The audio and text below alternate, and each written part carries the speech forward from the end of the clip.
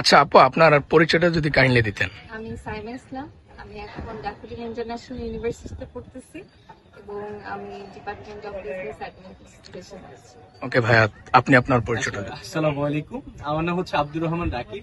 আমিও daffodil international ইউনিভার্সিটিতে পড়াশোনা করছি বিবিএ প্রোগ্রামে। আচ্ছা, তো ভাইয়া আপনারা যে ড্যাফোডিল ইউনিভার্সিটিতে পড়াশোনা করছেন, আমরা সবাই জানি যে এটা একটা রেপুটেড প্রাইভেট ইউনিভার্সিটি। সো আমাদের সোসাইটিতে কিছু মিসকনসেপশন আছে।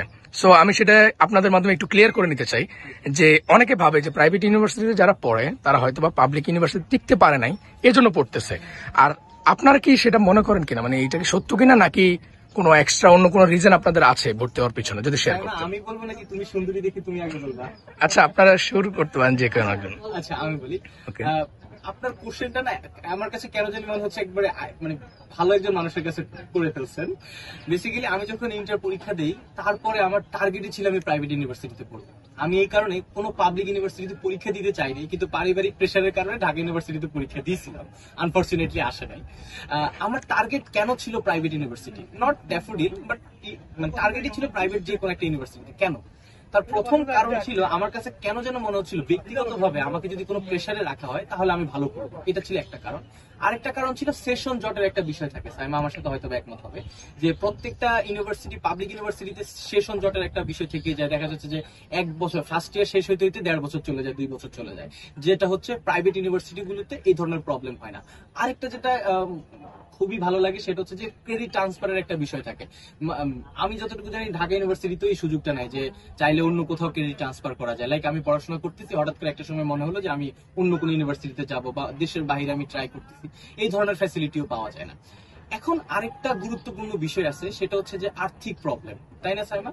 যে অনেকের কাছে মনে হয় যে আমার তো আসলে এত টাকা পয়সা নাই, এই কারণে আমি প্রাইভেটে পড়তে পারি নাই, আমি এই কারণে পাবলিকের জন্য ট্রাই করছি, অনেকে সেকেন্ড টাইমও দেয়। আমি আসলে টাকা পয়সাটাকে বেশি ইম্পর্টেন্ট দিতেছি না এইখানে, কারণ হচ্ছে আমার যে নিড গুলো ছিল এইগুলো আমাকে প্রাইভেট ইউনিভার্সিটি পূরণ করতেছে।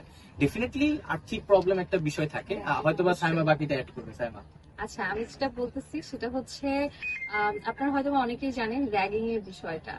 এটা কিন্তু প্রাইভেট ইউনিভার্সিটিতে হয় না, যেটা কিনা পাবলিক ইউনিভার্সিটিতে হয়ে থাকে। আপনারা হয়তো অনেকে জানেন, অনেক ঘটনাও হয়ে আছে, মানে আপনারা শুনেছেন, যেটা কিনা পাবলিক ইউনিভার্সিটিতে র্যাগিং এর চলনটা অনেক বেশি, যার কারণে অনেক প্যারেন্টস আছে যারা কিনা তাদের বাচ্চাদের সেফটির জন্য অনেক সময় পাবলিকটাকে চুজ করে না, বাট প্রাইভেটটাকে চুজ করে, যে সেখানে র্যাগিং এর কোনো অস্তিত্বই থাকে না অ্যাকচুয়ালি।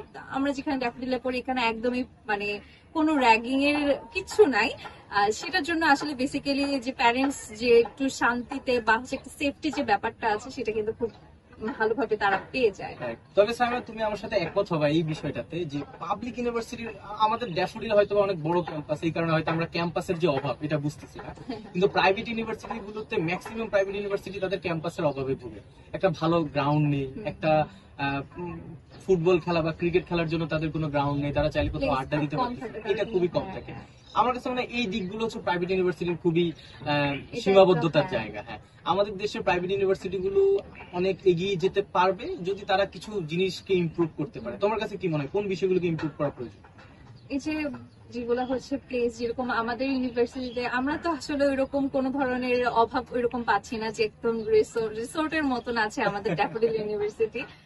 বাট যদি আমি বলি নর্থ সাউথের কথা বা হচ্ছে অন্যান্য ইউনিভার্সিটি যাদের হচ্ছে আইইউবির কথা যদি বলি, তো সেখানে আসলে যে স্টুডেন্টসরা অনেকেই আছে হতাশা, বিকজ অফ তাদের ইউনিভার্সিটির জন্য, ক্যাম্পাসের জন্য।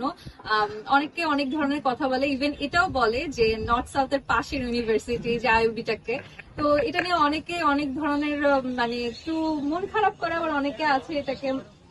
তো এই ব্যাপারগুলো আমার কাছে মনে হয় যে যদি তারা ক্যাম্পাসের দিক থেকে যদি তারা একটু ইমপ্রুভ করতে পারে বা হচ্ছে একটু সুন্দর করে সেটাকে মানে বাড়াতে পারে, তাহলে আই থিঙ্ক ওটার মানে ঘাটতিটা পূরণ হবে। হ্যাঁ, এটা একটা বিষয় তুমি আইডেন্টিফাই করছো সাইমা।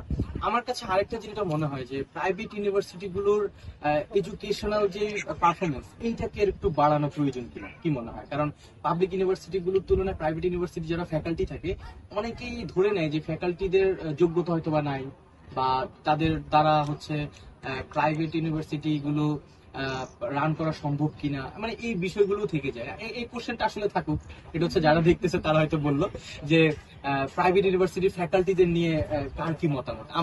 আমরা তো আলহামদুলিল্লাহ সুখে আছি। ওকে, আমার কাছে মনে হয় আবার অন্য একদিন দেখা হবে সবার সাথে। আল্লাহ হাফেজ। আল্লাহ হাফেজ। ধন্যবাদ।